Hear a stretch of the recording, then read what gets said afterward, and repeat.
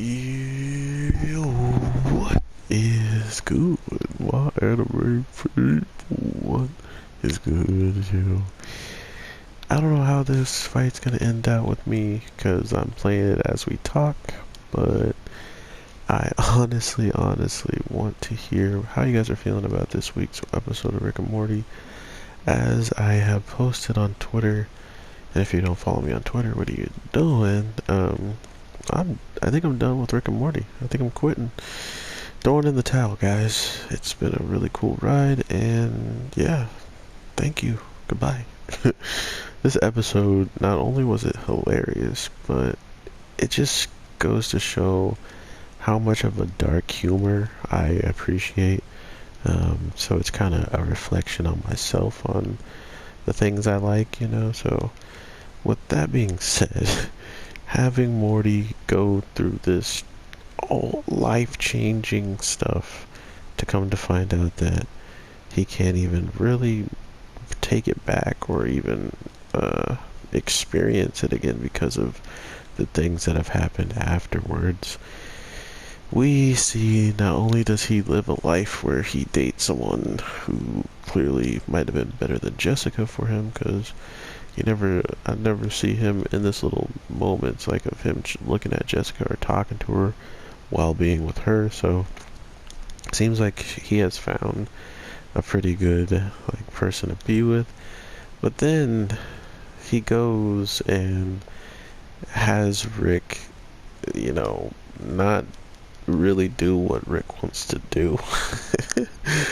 And because of that, he gets to feel the wrath of that is Rick. So by having this relationship, by having things done for him in the case of being able to save his position in life and pretty much reset, so pretty much a start and continue over as a whole. And it was a cool concept for Morty, but as Rick says, if the Ant-Man and Wasp can do it, I am not interested. So if you take that for word, he's just not into time travel. He doesn't care for it. He's not going to change his opinion. And I love how the authors and the voice actors actually he's the actual creator and whatnot, Justin Roiland. Him being in a position just be like, yeah, I bet you guys would love for us to do that type of story, but I'm not going to do it, right? I'm good on that. That's beneath me. I'm just going to go ahead and take another jab at a Marvel superhero because they're popular, and that's probably what people want to see the most in this shows too, is do something like the Avengers or something like an Avenger level quest, which I honestly I'm sorry to say, I would probably enjoy that episode. But regardless of that, having Rick be in a position where he does this acid vat and Morty just kind of talks trash about it puts him in a position where I guess every single Rick has that same vat. So any Morty that has insulted the acid vat is going to experience this moment. The famous "I told you so," and being pretty much shown over and over why it is that you're wrong and Rick is right. So I kind of only love the episode because of how much stuff Morty comes out learning about himself and about these moments, and for him to learn that what's meaningful, what's meaningless, and what his life could be if he allowed it, and without having the consequence of all the actions that you take step by step. He was learning that it wasn't as threatening, I guess, or just as fulfilling, maybe. I'm not sure, but as a whole, it was clear that he learned something ridiculously valuable out of all of it, and to know that he kind of just loses his absolute mind when he figures out how Rick actually made it possible, with a whole bunch of other Mortys that had to pretty much die every time he wanted to push that button. Morty was getting disintegrated in the instance in a different timeline, and then he was then popping into that said timeline to make it feel as if none of it happened for real, and not even those Mortys would ever be seen by him because of where he would end up in their timeline position perfectly when they're taken care of. So that was the dark part, and I love how Rick is explaining all of this to him, and he's like, oh yeah, all that stuff you did, they had to die just because you choose, you know, he was the one incinerating him, making all those Mortys pass away, and he's like, no, no, my hands are clean, Morty. Like, none of this is on me.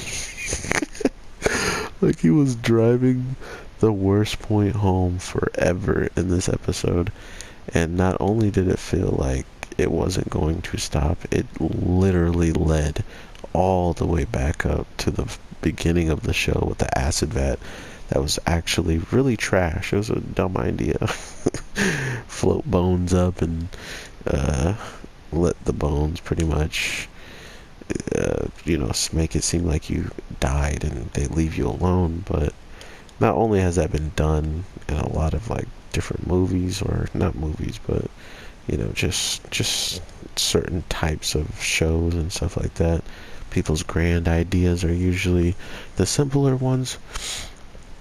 And to see Rick and Morty doing this and going from start to finish being the reason why the whole situation's happening was absolutely hilarious. So I can't wait to see people's reactions, notice what stuff they find. I think this is one of my favorite episodes simply because of just how funny it was to see everything popping off, and not only that, just how disturbing it was makes me want to quit, because I'm like, I actually really enjoyed that for some reason, and I shouldn't have, you know. At Morty's you know, his life, we get, you know, pleasure. So I don't know, it feels weird. But anyway, I hope you guys are having an amazing day, night, evening. I'll probably get better at this Star Wars game. These waves are pretty easy to talk through. I picked probably the harder one where you have to beat all these Jedi guys, and I haven't played this game at all, I'm not gonna lie, so I do apologize for losing to that scrub. I will talk to you in the next one though, and sorry if this is the only video I drop on Tuesdays, because there is no animes coming out, no Black Clover, stuff like that, or I would usually put out why you should watch, but I'm probably gonna say that for another day. Shows don't come out. So with all that being said, everybody, take care and peace.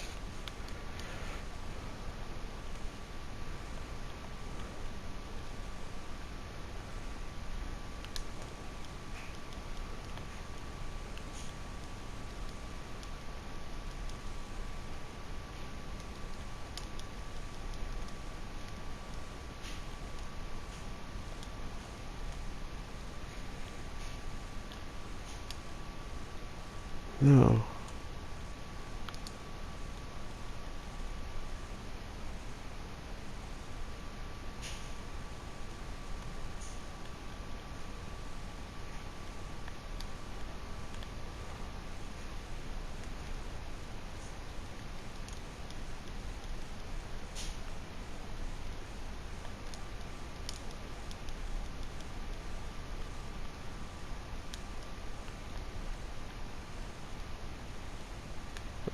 So